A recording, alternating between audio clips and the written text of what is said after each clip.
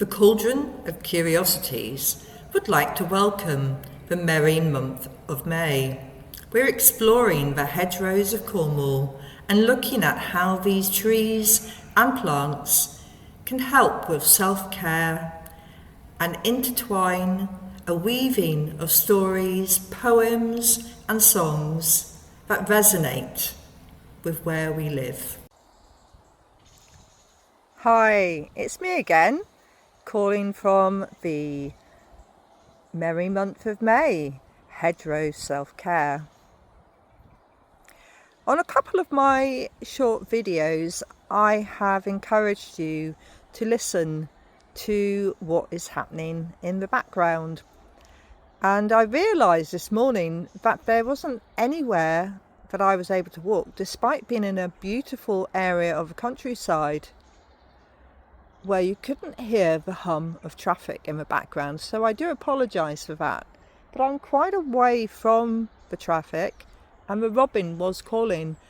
I did see one of the robins who was hovering on a branch and looking at Bumble as though he expected Bumble to eat him in one bite.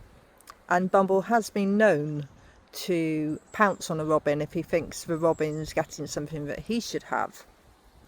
But have a look here. So we've got a really healthy young ash coming through. Lots of green leaves there. And then on the other side, there is the scourge of many gardeners. Now, I find the balance of our relationship with brambles quite interesting. So brambles have been in my life since time immemorial, and I'm 60 this year. Well, I was 60 a couple of days ago. And often I would find myself trying to dig the brambles out because they get everywhere. They would get in my garden, they were in the hedge, and I was trying to dig them out because I wanted to have the plants that I wanted to grow. And it's like that analogy that weeds are only flowers that people they choose not to like. So what is it about the bramble? Well, if you're walking along in the woods and you're not paying attention, the bramble will trip you up. So it's a lesson in paying attention to your surroundings.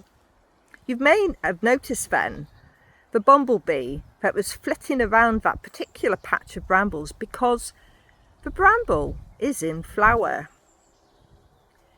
You might want to take note of those because that means of the bramble flowers or the blackberry flowers early. And there is another piece. This plant that people find annoying and rip up and they don't want it in their garden, but they do want the blackberries, don't they? I think it's an interesting example of how there are things in society that people dislike but they need it, or they like parts of it but they don't like the whole. And maybe that's something that we could do within our self-care, is consider what parts of ourselves do we think, I don't like this, but you need it in your life. You might need to have the passion and the drive to get certain things done, but you don't want to have it all the time. And are you able to recognise that? Because we all like to have blackberries, don't we? We like to pick them. It's a bounty from nature that most of us have at some point in our lives gone along and picked the brambles and made bramble jelly, or we may have made blackberry and apple pie because the blackberries come at the same time as the apples are ready to be picked. So it's a perfect time for making pies and jams or crumble, which is even better. And one of the things that I was shown to do was to put blackberries into cider vinegar. So you get organic cider vinegar and you plop the blackberries in. And then you use that on your salad. So you're getting the vitamin C and the other benefits of these gorgeous glossy fruits into your salad dressing. And I've done that and I gave it to my parents to have because they do eat salads quite a lot. And I thought, I do value the bramble. I value the fruit. I value the fact that it gives a safe haven to a lot of small creatures. But I don't value the bramble when it's in my way. And isn't that very much a human thing? So going back to your journal, what is it that you don't value when it's in your way, but when it's useful, you do value it? I'd like you to have a think about that. It probably seems like I've gone round in a bit of a circle there, where I mentioned it earlier on about exploring the shadow work of something in you that's similar to the bramble, and how we as human beings view the bramble and ourselves. So think on the beauty of those flowers on the bramble, and then think of the fruit that we are quite happy to go along and pick, and we want those bramble bushes to be abundant with fruit because so many people are out gathering them.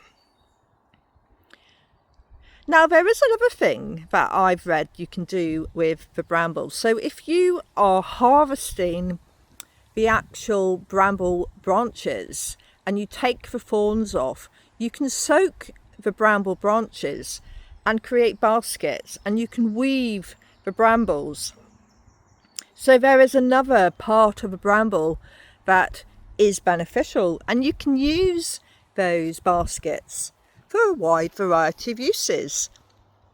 And you may find that weaving a bramble basket will allow you to spend some time meditating, enjoying the moment of the weaving, and thinking about the tales of when you walked amongst the brambles, picking blackberries and maybe eating one or two as you're going along.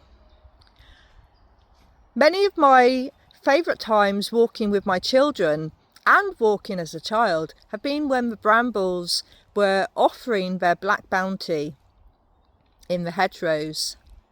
And it brings moments of happiness, and it reminds me of sunshine. Please excuse the dog who's decided to eat some grass beside me. We're not going to be covering grass in the Selfcare series because I think there's so many different varieties, but as you probably know, animals are really good at self-selection, and when it comes to herbs and grass, they know what they're doing. And Bumble clearly has decided that he has eaten too much breakfast this morning. He didn't, but something's obviously gone down the wrong way, and so he's eating some couch grass. People who have pets will notice how both dogs and cats are very good at eating particular types of grass to help themselves get rid of anything that they shouldn't have eaten. Humans aren't very good at that, but I guess if we were going to be thinking about any herbs that are in hedgerow that we could use, then maybe we could select cleavers. Anyway, thank you for walking with me today.